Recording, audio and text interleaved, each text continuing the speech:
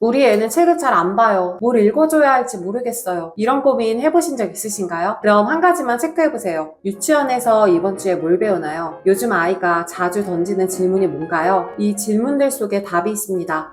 바로 아이의 지금, 아이의 현실이에요. 저는 책을 가르치려 하기보다는 아이의 현실에 책을 붙이는 방법들을 써왔어요. 오늘은 그 이야기를 시작해볼게요. 다들 기관에서 매달 매주 놀이 계획안 받으시죠? 저는 그 일정들을 보고 그 주제에 맞는 책들을 빌려와서 보고 있어요. 가령 그달에 세계 문화가 주제면 세계 각 나라의 문화, 음식, 의복의 특징들을 다룬 책들을 빌려보고요. 만약에 우리나라가 주제다 그러면은 국화, 한복, 전통문화, 전통놀이, 문화유산 등 우리나라와 관련된 것들을 빌려와요. 이렇게 놀이 계획안 주제에 맞춰서 책을 빌려보면 좋은 점은 기관에서 배우는 것과 가정에서 연결이 되니까 이미 배운 걸 더 잘 이해할 수 있고요. 한 주제에 대한 깊이 있는 탐구가 되더라고요. 그리고 유치원에서 배우는 게 낯설지가 않으니까 유치원 적응을 하는데도 도움이 되고요. 관련된 주제는 또 엄마들 바쁘고 집안일도 많은데 일일이 매번 찾기가 사실 수고롭기도 하고 그렇게 하다 보면 지속 가능하기가 어렵잖아요. 그래서 저도 제일 많이 이용하는 방법은 AI예요. 제미나이 같은 이런 AI를 통해서 추천해달라고 하는데요. 간혹 할루미네이션이 있을 때가 있어서 사실 기반으로 답해달라는 프롬프트를 넣어서 질문을 하면은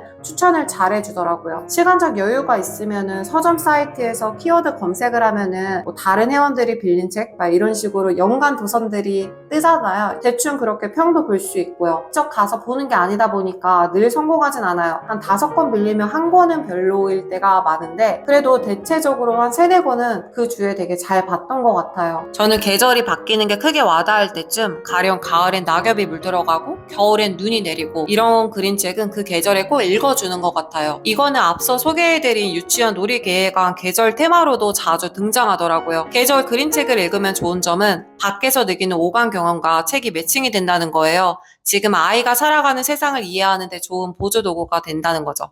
이때 계절과 관련된 특정 어휘들도 가장 적절한 시기에 습득할 수 있고요. 또 계절 그림책은 그냥 덥다 춥다가 아니라 숨이 턱 막힐 정도로 더웠어요 같은 이런 정교하고 풍부한 언어가 많잖아요. 이런 감각어들이 다른 때보다 아이가 경험하고 있는 현실이라서 더 생생하게 와닿고요. 자신의 느낌을 표현하는 법을 자연스레 배우기 좋아요. 비슷한 맥락으로 크리스마스에는 크리스마스와 관련된 그림책, 할로윈에는 할로윈과 관련된 그림책들, 현실 이벤트 속에서 책을 접하다 보면은 책이 그냥 먼 텍스트가 아니라 책은 세상을 이해하는 좋은 도구가 된다는 것을 아이가 느낄 수 있어요. 제가 주로 빌려보는 책은 아이의 상황에 맞는 것들이에요. 왜 어른들도 마찬가지잖아요. 이게 내 이야기 같고 지금 고민에 실마리를 줄 것 같은 책을 읽을 때 훨씬 몰입하게 되죠.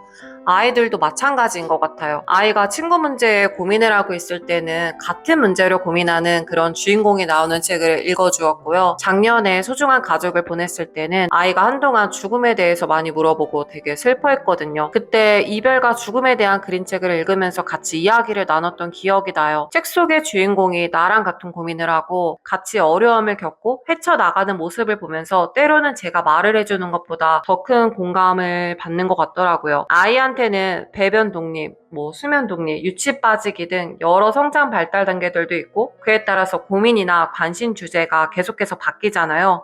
그래서 책을 고를 때도 아이를 따라갔던 것 같아요. 그리고 그런 책은 늘 성공적이었어요. 기관을 옮기게 되었을 때는 자기가 알아서 친구 사귀는 거에 관련된 책들을 책장에서 꺼내오기도 하더라고요.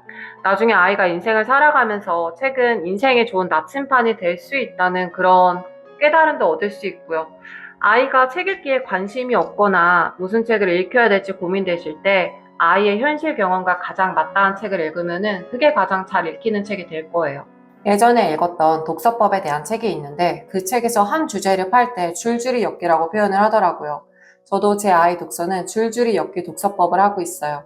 이게 무슨 말이냐면은 관심 분야가 있으면은 그거를 파는 거예요. 좋아하는 그림책이 있으면은 그 그림책을 쓴 작가를 봅니다. 그리고 그 작가가 출간한 다른 시리즈나 다른 책들도 줄줄이 빌려보는 거예요. 그러면은 그 어느 추천 도서보다 가장 실패 없는 그림책 구매가 되더라고요. 이미 그 작가의 그림체나 문체가 아이 마음에 사로잡혔고 한번 검증이 된 책이니까요. 제가 이렇게 줄줄이판 작가들은 이전에 그림책 작가 7인방 추천 영상에도 한번 소개를 했거든요. 한번 참고해 보셔도 좋을 것 같아요. 이렇게 그림책 작가를 파다 보면은 그 작가만의 독창적인 표현 방식이나 세계관을 자연스럽게 이해하게 돼요. 그림책에 반복되는 뭐 고유한 그림체도 있고 색감, 뭐 기법들을 보면서 아, 이 작가는 이런 스타일이구나 하면서 파악도 하고 엄마 이거 이 캐릭터 저 책에도 나왔어 하면서 찾는 재미도 있더라고요. 작가 파기뿐만 아니라 주제도 팝니다. 주변에 자동차면 자동차, 공룡이면 공룡, 공주면 공주 뭔가 아이들이 하나씩은 지독하게 빠져있는 주제가 있더라고요. 저희 아이는 자동차 덕후거든요. 그래서 이것과 관련된 책들은 무조건 잘 보더라고요. 이렇게 줄줄이 주제를 파다 보면은 또 자동차에 대한 이런 거대한 지식 지도가 아이의 머리에 그려지게 되는 것 같습니다. 또 병원놀이를 좋아해서 인체의 구조, 소화기관, 병원 시스템, 뭐 의사, 간호사 같은 이런 직업에 가는 것도 즐겨봤어요. 작품의 완성도나 퀄리티가 어떻든 간에 그냥 이 주제면 다 좋아하더라고요. 책 싫어하는 아이 있다면은 좋아하는 관심사부터 한번 시작해보세요. 책이 읽고 끝나는 무언가를 넘어서 내가 가지고 노는 장난감, 내가 궁금했던 것의 이런 연장선이라서 책을 계속 찾게 되는 것 같아요. 아이의 관심사를 따라서 자료만 제공했을 뿐인데 아이는 자연스럽게 책은 필요해서 읽는 것이라는 것을 경험할 수 있어요.